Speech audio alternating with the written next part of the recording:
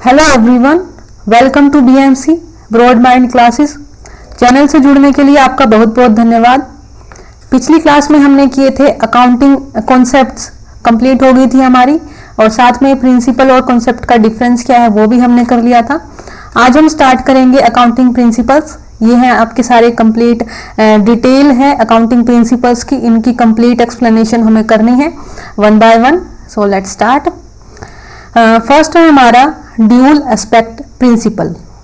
Dual aspect जैसे कि इसके नाम से कि कुछ ना कुछ ऐसा होगा कि जिसकी डबल एंट्री होती होगी, मतलब डबल से रिलेटेड है। ड्यूल का मतलब दो से रिलेटेड है, और इस प्रिंसिपल को जो है हम हार्ट कहते हैं of all accounting process. Complete accounting process का ये एक हार्ट होता है। ऐसा क्यों होता है, इसको जैसे आप समझेंगे आप इसको समझ भी जाएंगे कि ये हार्ट क्यों होता है, क्यों इसको हम जो है कंप्लीट अकाउंटिंग प्रोसेस का एक मेन हिस्सा मानते हुए चलते हैं।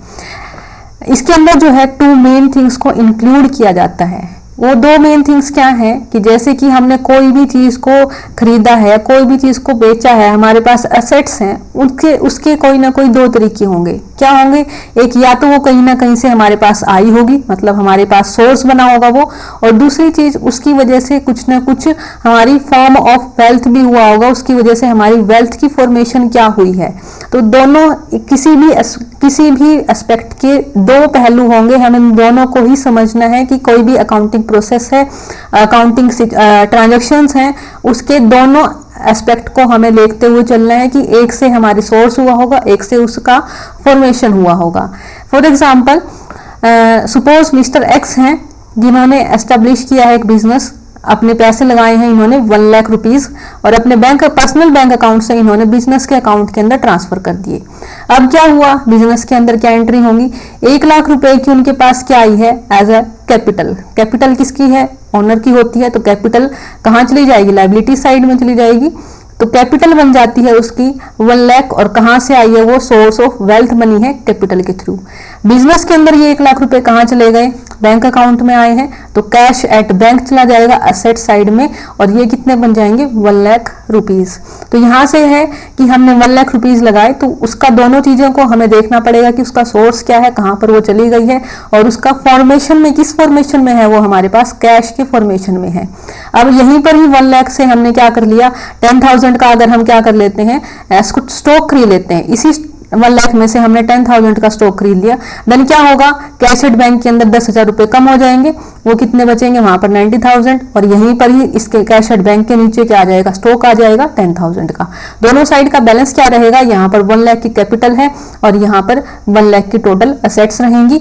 इसी तरह से जैसे जैसे लाइबिलिटीज बढ़ेंगी, लाइबिलिटी साइड बढ़ेगी, वैसे वैसे असेट साइड के अंदर भी चेंजेस होंगे, बढ़ेगी कम होगी। तो दोनों साइड का बैलेंस जो होता है वो सेम रहना चाहिए। इसका रीजन क्या है कि ड्यूल एस्पेक्ट प्रिंसिपल यहाँ पर अप्लाई होता है। कोई भी असेट है, लाइबिलिटीज है, उनका कोई ना कोई सोर्स और फॉर्मेशन होता है। इसका और भी एक्सप्लेनेशन है, जैसे कि कोई भी जो ट्रांजैक्शंस होती हैं वो क्या करती हैं, इफेक्ट डालती हैं दो तरीके से। उसके 2 एस्पेक्ट रहते हैं रिकॉर्ड करने के, जो एक सोर्स की तरफ जाएगा और एक फॉर्मेशन की तरफ जाएगा। तो एवरी ट्रांजैक्शन और event of wealth have 2 aspect, और दोनों एस्पेक्ट की चेंजेस के बाद क्या होगा, हमारी अकाउंटिंग इक्वेशन बनेगी, और वो क्या करके चलती है, इक्वालिटी को बनाए रखती है। मतलब आपकी जो असेट साइड है और जो आपकी लायबिलिटी साइड है, दोनों क्या रहेंगी? सेम रहेंगी, दोनों का बैलेंस इक्वल रहता है। उसका रीजन हमारी ड्यूल एस्पेक्ट प्रिंसिपल का है। इसके साथ कुछ एक ऐसी ट्रांजैक्शंस भी होती हैं जिसकी वजह से इक्वल के अंदर कोई चेंज नहीं आता। जो इक्वालिटी है ये दोनों की साइड की सेम रहती है, एसेट साइड भी सेम है, लायबिलिटी साइड भी सेम है, लेकिन कुछ ना कुछ चेंजेस फिर भी हो जाते हैं। तो उसको जो है हमने 4 कैटेगरीज के अंदर डिवाइड किया है।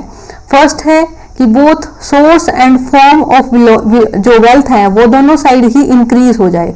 जैसे कि सेम इसी एग्जांपल में हम देखते हैं कि यहाँ पर कैपिटल थी 1 लाख रुपीस की, और कैश एट बैंक था 1 लाख रुपीस का। अब क्या हुआ, मैंने लोन ले लिया 10,000 रुपीज का, ठीक है। जैसे ही मैं क्या करूंगी, यहाँ पर लोन लूंगी, तो लोन इस साइड आएगा, साथ में लोन लेने के साथ मेरे पास कैश बढ़ जाएगी, या फिर स्टॉक मैंने उधार पे खरीद लिया, स्टॉक बढ़ जाएगा, कुछ ना कुछ चेंजेस हुआ होगा। तो यहाँ पर क्या आ जाएगा मेरे पास, यहाँ पर भी एक नई एंट्री आ जाएगी, और वो क्या रहेगी, मेरे पास कैश के अंदर 1 लाख की जगह 1,10,000 हो जाएंगे, और यहाँ पर भी 1,10,000 10,000। तो ये तो हुआ कि चेंजेस हो रहे हैं, लेकिन कई बार ट्रांजेक्शन्स क्या होती हैं कि दोनों ही साइड से जितना डिक्रीज हो रहे हैं या जितना इंक्रीज हो रहे हैं, दोनों साइड ही सेम इफेक्ट पड़ता है और उसकी वजह से वो अपने आप ही इक्वलिटी बन जाती है।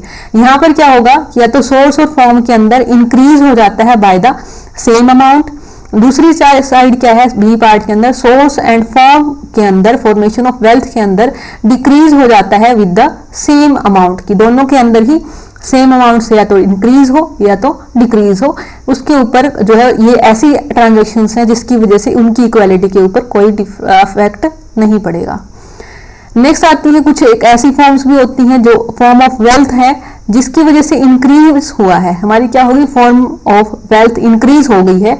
वहीं दूसरी साइड क्या हुआ है, decrease without while others decrease without any change in the source of wealth, और वहां पर क्या हुआ है डिक्रीज नहीं हुआ है हमारी सोर्स ऑफ वेल्थ के अंदर, देन भी वो क्या रहेंगी इक्वलिटी बनी रहेगी। उसके साथ ही नेक्स्ट है कि some source of wealth increase by other decrease, यहाँ पर एक ही सिचुएशन के अंदर चेंज होगा।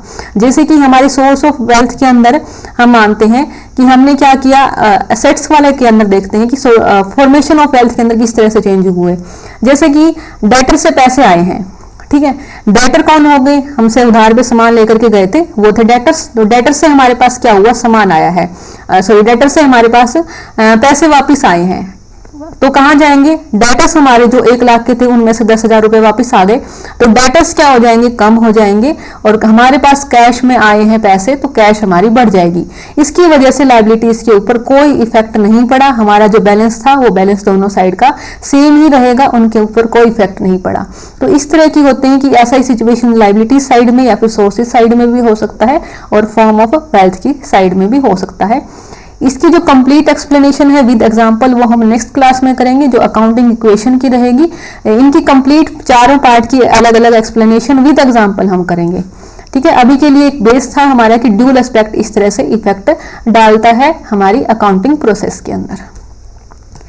नेक्स्ट प्रिंसिपल है हमारा एक्रूअल प्रिंसिपल। एक्रूअल प्रिंसिपल क्या कहता है कि जितनी भी चीजें बिजनेस के अंदर आती हैं उनमें से बहुत बार ऐसा होता है कि हमें कैश जो है वो तुरंत मिल जाती है या फिर कैश हम तुरंत ही पेमेंट कर देते हैं, लेकिन बहुत सारी चीजें ऐसी होती हैं कि हमें उधार पे या क्रेडिट के अंदर चलती रहती हैं, और लेकिन क्या अगर उनको हम अपने प्रॉफिट के अंदर, प्रॉफिट एंड लॉस के अंदर अगर नहीं दिखाएंगे तो उनका एक जो रियलिस्टिक वैल्यू होती है वो प्रॉफिट की निकल के नहीं आएगी। इसलिए हम एक्रूअल प्रिंसिपल को मानते हुए चलते हैं। जैसे कि हमारे पास एक्टिविटीज काफी सारी होती हैं, बाइंग है, प्रोड्यूसिंग है, सेलिंग है, और भी काफी सारे जो ऑपरेशन है एक काफी लंबे टाइम तक जो चलते रहते हैं, या फिर ऐसे कोई भी इवेंट्स जो क्या करते हैं एंटरप्राइज की परफॉर्मेंस को इफेक्ट करते हैं, मतलब हमारे बिजनेस के अंदर इफेक्ट हो रहे हैं, इफेक्ट कर रहे हैं, और साथ में वो फाइनेंशियल नेचर के भी हैं। तो उनकी चाहे रिसिप्ट या पेमेंट हुई हो या नहीं हुई हो, मतलब कैश में हमने पेमेंट की हो या नहीं की हो, या रिसीव हुए हो या नहीं हुए हो कैश में, तब भी हम उसको एक्रूअल प्रिंसिपल के अकॉर्डिंगली हमारे अकाउंटिंग के अंदर लिख देते हैं। जैसे कि हमने सेल की, सेल हमने कर दी क्रेडिट के ऊपर, फिर भी उसको हम सेल के अंदर ऐड करेंगे, अगर नहीं ऐड करेंगे तो वो सेल की हमारे जो अकाउंटिंग बनेंगे, हमारे अकाउंट्स जो बनेंगे, फाइनेंशियल स्टेटमेंट बनेगी, वो गलत डाटा को शो करेगी कि सेल हुई है, क्रेडिट पे हुई है, उसको हमने दिखाया ही नहीं। तो इसलिए बिजनेस के अंदर एक्रूअल प्रिंसिपल को फॉलो करते हैं। अगर क्रेडिट के अंदर भी कोई चीजें हुई हैं उनको भी हम इंक्लूड करते हैं, जैसे कि क्रेडिट ट्रांजेक्शन हो गई हैं, बार्टर एक्सचेंज कुछ हुआ है जिसकी वजह से बिजनेस में इफेक्ट पड़ा है, या फिर चेंज इन प्राइस हुए हैं, इन सारी एक्टिविटीज को भी साथ में ही ऐड कर दिया जाता है। कैश की ट्रांजैक्शन होना यहाँ पर नीडेड नहीं है। नेक्स्ट है हमारी मैचिंग प्रिंसिपल। मैचिंग प्रिंसिपल थोड़ा थोड़ा ड्यूल एस्पेक्ट से मिलता जुलता ही है। तो मैचिंग के अंदर क्या है, सेम कि जैसे कि कोई भी हमारे पास रिवेन्यू हुआ है, ठीक है, हमें कहीं से भी प्रॉफिट हुआ, कहीं से भी हमारे पास पैसे आए हैं, उसकी वजह से कोई ना कोई खर्चा भी किया गया होगा। तो यही मैच करता है कि रिवेन्यूज जो है वो एक्सपेंसेस के इक्वल रहते हैं। अगर वो इक्वल नहीं होते हैं तो वहां पर हम प्रॉफिट डाल देते हैं, प्रॉफिट का परसेंटेज डाल देते हैं, देन उनको इक्वल करते हैं। मतलब रिवेन्यूज, जैसे कि यहाँ पर हमें रिवेन्यू हुआ, हमने सेल किया है, प्राइस ऑफ एक selling price of good and services deliver, कि हमने एक सेलिंग प्राइस के ऊपर गुड्स एंड सर्विसेज प्रोवाइड करवाई, उसके बदले में कुछ ना कुछ खर्चे भी तो रहे होंगे। क्या खर्चे रहे होंगे? हमने कॉस्ट ऑफ गुड्स सोल्ड, उनके ऊपर बेचने के लिए खर्चे किए होंगे, उनको बनाने पे खर्चे किए होंगे, या फिर सर्विसेज है उनको बनाने के ऊपर खर्चे किए होंगे। तो वही दोनों के क्या रहेगा कि जितना हमने बेचने पर हमारे पास रिवेन्यूज आए हैं, उसके बदले में हमने उतने सारे एफर्ट भी डाले हैं, उतने सारे एक्सपेंसेस भी किए हैं। तो इसकी वजह से इनके बेसिस पर ही हमारी क्या रहती है, इनकम डिटरमाइन की जाती है। इन दोनों का डिफरेंस ही क्या कहलाता है, जैसे कि ग्रोस प्रॉफिट आ जाता है सेल्स में से, कॉस्ट ऑफ गुड अगर सोल्ड माइनस करते ही, तो वही क्या है कि मैचिंग रहेगी। वो प्रॉफिट किसके बदले में आया? आपके एफर्ट्स के बदले में तो आया, तो वही जितना भी प्रॉफिट उतने ही आपके एफर्ट प्लस एक्सपेंसेस। इस प्रिंसिपल को फुलफिल करने के लिए जरूरी है कि आपको पहले एक्रूअल कंसेप्ट पूरी कर लें, क्योंकि अगर आपने सेल को पूरा नहीं दिखाया, क्रेडिट वाली सेल को दिखाया ही नहीं, देन आपके वहां पर एफर्ट जो है वो नहीं दिखाए जाएंगे। आपने कितने खर्चे किए हैं वो आपके ज्यादा बढ़ जाएंगे, सेल कम दिखेगी। तो वही चीज है कि पहले आपको एक्रूअल कॉन्सेप्ट को अकाउंटेंट जब पूरा कर लेता है, उसको समझ लेता है, उसके बाद वो मैचिंग प्रिंसिपल को भी कंप्लीट कर सकते हैं। यहाँ पर सेम वही है कि रिवेन्यूज को रियलाइजेशन कॉन्सेप्ट के साथ भी लिखा जाता है, कि वही एक्रूअल कॉन्सेप्ट ही है हमारी, उसके साथ ही लिखा जाता है। जब सारे रिवेन्यूज को एक्रूअल कॉन्सेप्ट के बेसिस पर हम लिख लेते हैं, देन ही हम मैचिंग प्रिंसिपल को पूरा कर पाएंगे। जैसे कि बहुत बार होता है कि काम कर चुके हैं, सैलरी मिलनी चाहिए, लेकिन वो क्या है, डिले हो रखी है। तो वो क्या हुआ कि हमारी ऐसी इनकम है जो जिसका काम हम कर चुके हैं लेकिन मिली नहीं है। सेल वाला भी सेम सिचुएशन है। वहीं पर होता है कि हमने एम्प्लॉयज को वेजेस देनी थी, लेकिन इस अभी तक दी नहीं है, 31 मार्च आ चुकी है, आपको अपने अकाउंट्स बनाने हैं, तो वो भी हम अपने अकाउंट्स के अंदर एक्सपेंसेस के तरीके से लिखते हैं, और उसके बाद ही हमारा मैचिंग प्रिंसिपल कंप्लीट होता है। नेक्स्ट आता है full disclosure principle. Full disclosure as it name shows कि फुल डिस्क्लोजर हम क्या करते हैं कि सारी ही चीजों को फुली डिस्क्लोज करना जरूरी होता है बिजनेस एंटरप्राइज के लिए। क्यों जरूरी होता है? क्योंकि इसकी वजह से कुछ न कुछ इकोनॉमिक डिसीजन के अंदर चेंजेस आते हैं, इकोनॉमिक डिसीजन के ऊपर इफेक्ट पड़ता है, इसलिए हमें सारे ही चीजों को फुल डिस्क्लोज करना जरूरी होता है।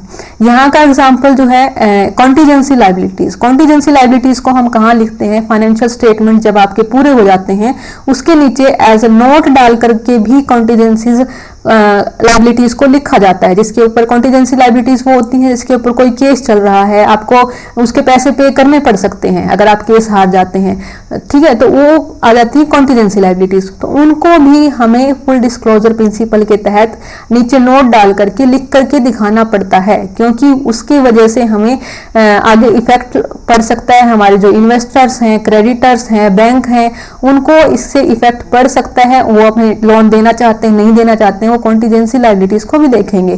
तो वही चीज है कि जितने भी चीजें हैं आपके पास फुल डिस्क्लोज करें। नेक्स्ट प्रिंसिपल है हमारा, वो है कॉस्ट प्रिंसिपल।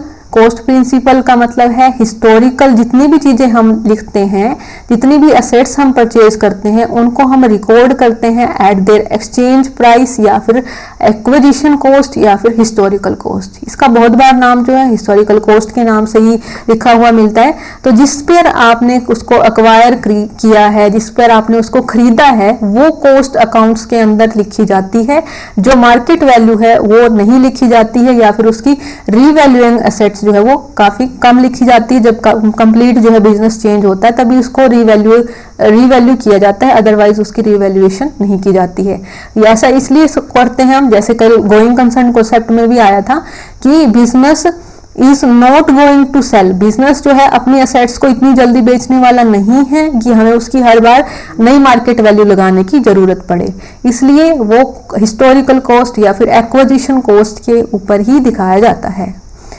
और ये ज्यादा ग्रेटर ऑब्जेक्टिविटी भी प्रोवाइड करवाती है। इससे जो है सारा डाटा वैलिड भी एक तरह से लगता है, क्योंकि मार्केट वैल्यू तो चेंज हो सकती है। हमने एक 10 लाख की मशीनरी खरीदी, आज उसकी वैल्यू 5 लाख है, कल हो सकता है वो 7 लाख हो जाए, तो हम कौन से शो करें अकाउंटिंग के अंदर? इसलिए बेटर यही रहता है कि उसको 10 लाख के ऊपर जिसमें आपने एक्वायर किया है वो शो करते रहें, साथ में जो है उसका डेप्रिसिएशन वैल्यू कट होती हुई चलती है।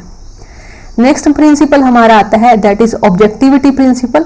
Objectivity principle state that you should use only factual verifiable data in the books. मतलब आपको अपने बुक्स के अंदर, अपने अकाउंटिंग रिकॉर्ड के अंदर ऐसा डाटा ही यूज करना चाहिए जो फैक्चुअल हो, वेरीफाई जिसको किया जा सके।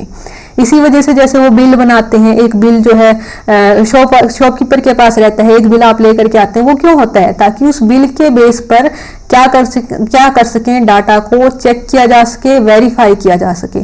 तो इसलिए आपको ऑब्जेक्टिविटी प्रिंसिपल को फॉलो करना चाहिए, जिसकी वजह से आपके फाइनेंशियल स्टेटमेंट्स ज़्यादा ट्रस्टवर्दी हों, लोग उसको ज़्यादा वैलिड मान सकें। अगर बुक्स के अंदर डाटा ही करेक्ट प्रोवाइड नहीं किया जाएगा तो आपकी कंपनी की एक इमेज भी खराब होगी, उसकी जो गुडविल है उसके ऊपर भी इफेक्ट पड़ेगा। इसलिए जो भी आप रिकॉर्ड्स के अंदर करके रख रहे हैं उसका कंप्लीट प्रॉपर डॉक्यूमेंटेशन किया जाना चाहिए। Thank you so much for watching the complete video. इसकी अगर पीडीएफ आपको चाहिए है तो नीचे टेलीग्राम का लिंक गिवन है, वहां से आप देख सकते हैं। And please like, share and subscribe. Thank you.